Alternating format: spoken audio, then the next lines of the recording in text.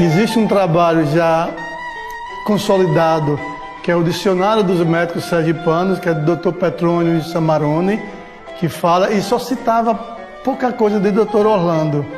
Nessa minha vida de historiador e pesquisador, eu gosto de ir para a nota de rodapé para justamente futucar em busca do que foi pouco discutido, pouco falado.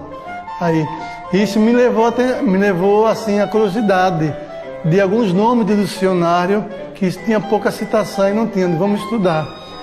E tudo começa, esse interesse de pesquisar Dr. Orlando, é uma busca, é uma procura de uma neta dele, Lília Calazans, que é de Feira Santana, é enfermeira, professora da Universidade Federal da Bahia, e ela entra em contato comigo para eu buscar essa história do avô dela.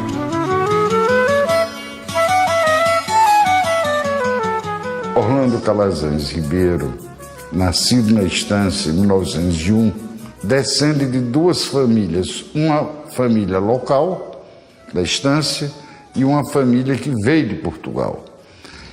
A família de Portugal vem pelo pai dele, que é Leonardo Costa Ribeiro, que chegou ao Brasil aos 12 anos de idade, trazida pelo seu irmão Domingos Alves Ribeiro, que foi a Portugal visitar a família, visitar na aldeia de Porrais, em Trás-os-Montes, e o trouxe porque ele andava aprontando, ele era o mais novo, ele teria colocado uma bomba no charuto do velho Francisco Xavier Ribeiro. O velho está com o rosto todo queimado.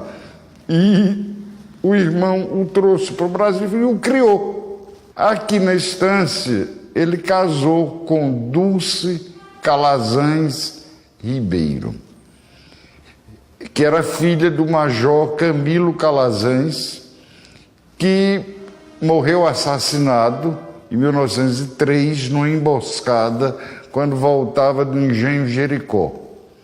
Na Estância, essas duas famílias vão se reunir pelo casamento do velho Leonardo Costa Ribeiro e Dulce Calazans Ribeiro, que também ia morrer muito cedo. Orlando ficou órfão de mãe muito cedo, numa epidemia de gripe espanhola, e o velho Leonardo passou a morar em Salvador, porque ele era o representante da firma comercial do irmão dele em Salvador.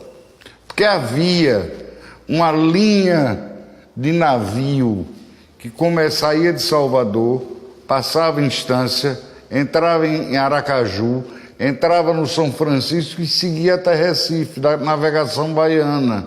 Então as pessoas tinham uma certa facilidade. Não havia ainda estrada de ferro, não havia estrada de rodagem, mas havia esta linha de navegação. Então as pessoas iam à Bahia, as pessoas da Estância estudavam nos colégios da Bahia.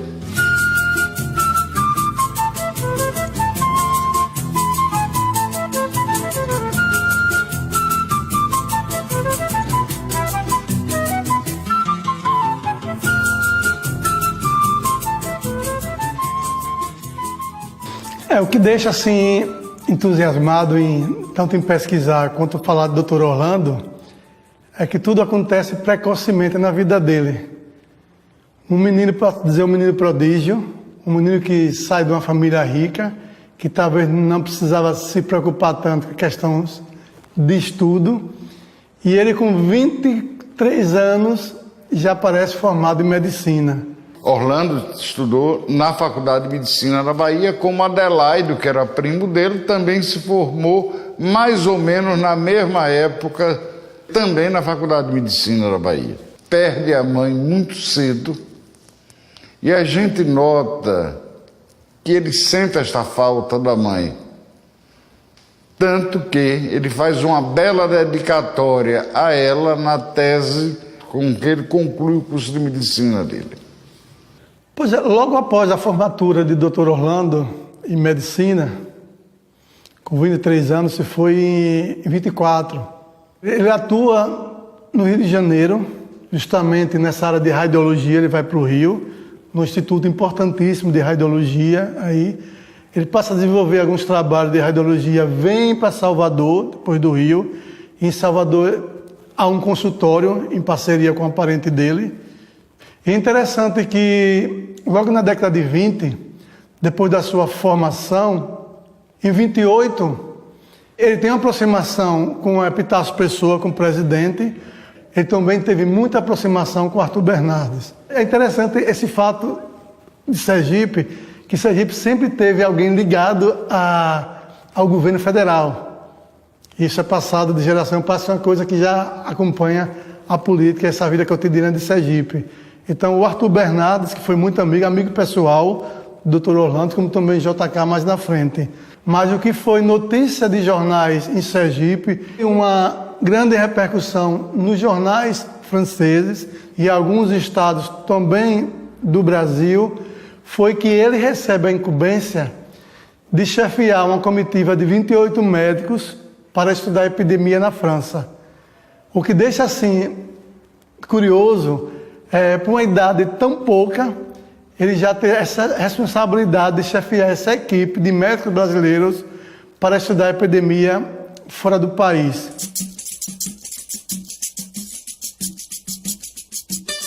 Sergipe sempre foi castigado com epidemias, com febres. E o Dr. Orlando, quando ele volta da França, ele traz ideias e começa a publicar muita coisa sobre epidemias.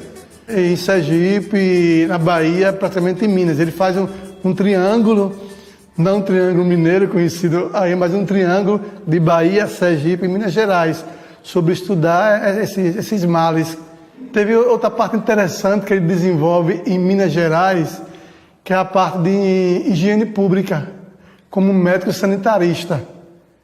Isso é uma coisa que ficou interessante. Ele assume alguns cargos públicos nessa área da saúde e na Bahia ele chega a ser membro do Instituto Histórico da Bahia, justamente não só pelo fato de ser um médico atuante, mas pelo volume de publicações. Ele deixa uma produção muito grande, essa produção literária na parte de medicina. Então, fisiologia, aí a parte sanitária, sanitária mesmo, ele chega a dirigir um instituto na Bahia, ele foi secretário da saúde, tanto na Bahia, quanto em Sete Lagoas, em Minas. Ele dirige um instituto que é voltado para a parte de higiene, a parte sanitária. Então, ele tem uma articulação muito boa nessa área médica, não só na área sanitarista e fisiologia. E ele passa a se interessar por essa parte acadêmica. É interessante que ele também foi professor no curso de medicina no estado da Bahia, quando ele passa a desenvolver essa parte acadêmica de artigos. Ele enche praticamente o departamento de medicina de bons artigos publicados em revista, de anais. E os jornais da Bahia contra o Sergipe, praticamente ele foi um colunista, porque toda semana se tinha um artigo de jornal do Dr. Orlando. Então ele tem uma atuação muito grande. E essa parte que se precisa trazer para a luz da história, essa biografia dele, essa vasta produção literária na área de medicina. Ele bombardeia boa parte dos jornais da Bahia, Minas Gerais, Rio de Janeiro, Sergipe, de publicações não só na área de saúde, mas na área de cultura em geral.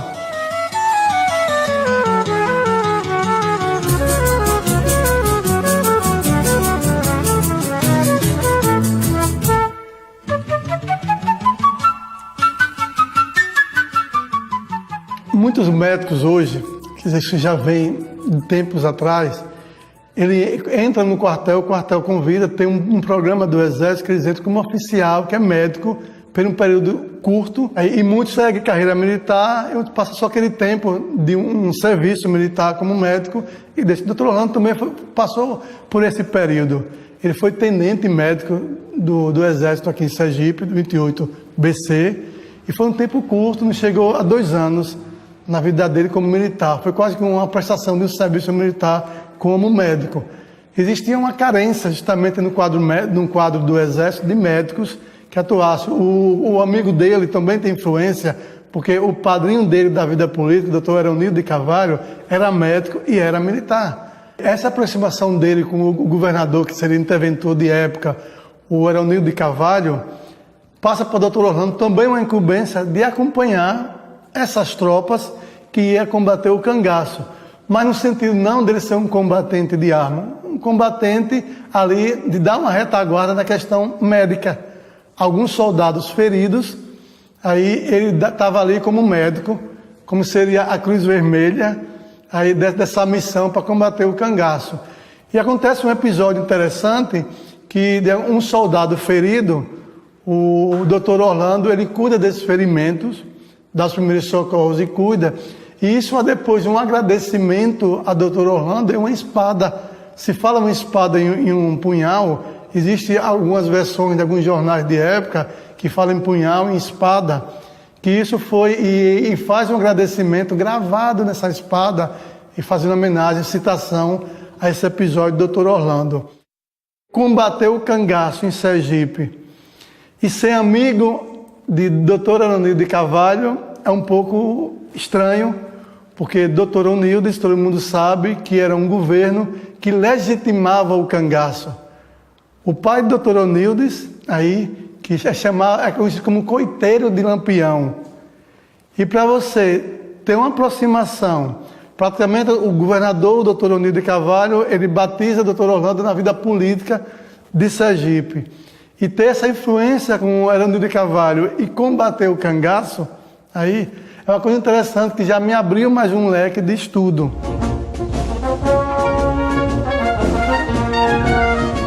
Eronildo assume o governo do estado, a interventoria de Sergipe, pela aproximação que tinha com Vargas, e Juarez Távora entrega a ele, Juarez Távora, que era vice-norte na revolta de 30, entrega ao governo de Sergipe, a interventoria, a Eronildo de Carvalho, que era médico e militar. Já não sei se é um sangue, se é veia política que já traz da família, mas Dr. Orlando, no início, não se manifestava interesse pela vida pública, ele como político. Eronildo convence o Dr. Orlando a entrar para a carreira política.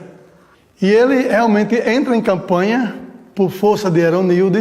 Nesse período, nessa década de 30, ainda estava muito vivo, presente o tal do coronelismo em Sergipe. Essas práticas da década de 20 eram ainda fortes na década de 30.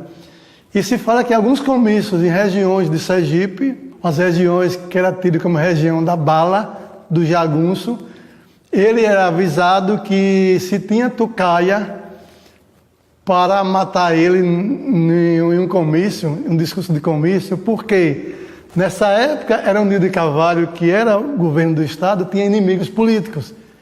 E esse inimigo político, o maior adversário político de Eronildo, era o Augusto Maynard Gomes, que tinha os seus defensores, as suas pessoas que defendiam as suas ideias. E ele foi avisado, e ele chega a um auxiliar dele, que pode ser chamado de jagunço, isso já do Dr. Orlando, de armar. Ele bota 2 revólveres no bolso do paletó, para se precaver, para subir no palanque, para falar em política. É interessante que ele é eleito, foi um dos mais deputados bem votados de Sergipe, passa a ser líder do governo na Assembleia Legislativa, e com o líder do governo passa a ser depois vice-presidente da Assembleia, isso em 35. Escreve o seu nome no livro como constituinte estadual, a Constituição do Sergipe, isso em 35. Quando chega em 37, com o golpe de Vargas do Estado Novo, Vargas suspende o mandato de todos eles. Ele é cassado, não só o Dr. Eronildo, como todos os deputados, eles são cassados em 37, com a chegada mais na frente do Estado Novo.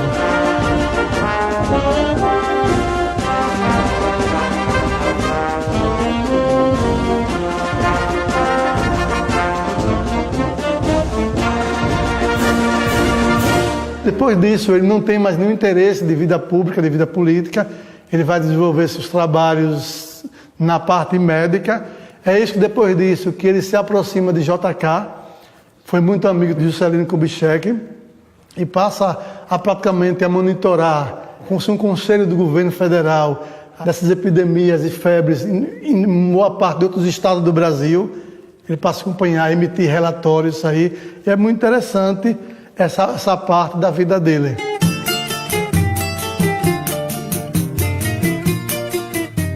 após a morte do velho Leonardo Ribeiro, em 1935, quando Orlando era deputado, Orlando continuou como sócio da fábrica Senhor do Bonfim. Foi montada pelo velho Domingos, por Pesce Scofield, Joaquim Nascimento e Leonardo. Mas aí, a partir de 1935, logo depois a fábrica é vendida, quando Orlando se separa do grupo dos primos.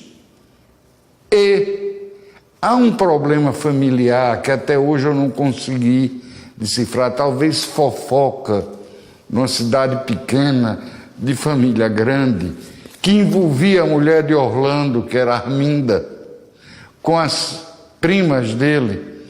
Orlando vai embora para Minas Gerais. E há um lapso temporal que eles não mantêm contato. Nos anos 50, um irmão de minha mãe, que era filho de um dos primos, vai a Sete Lagoas. Era advogado do Banco do Brasil, vai a Sete Lagoas e bate na casa de Orlando, dizendo que precisava tomar uma injeção, se o doutor Orlando podia aplicar. Então, eles retomam a partir deste tio meu, tanto que eu só vou conhecer Orlando quando eu tinha 14 anos de idade, em 1964, janeiro de 64, quando morrendo uma tia minha por afinidade, casada com um primo dele, ele veio à missa de sétimo. Então eu sei que ele morou em Sete Lagoas, foi deputado em Sergipe, teve vida intelectual lá em Sete Lagoas, exerceu a medicina lá no Rio de Janeiro, em outras cidades de Minas. Essa história do Dr. Orlando Ribeiro, Calazans Ribeiro, os grandes feitos desse homem como médico, como militar, como escritor, que está sendo agora contada, e é um resgate da memória da história de Sergipe.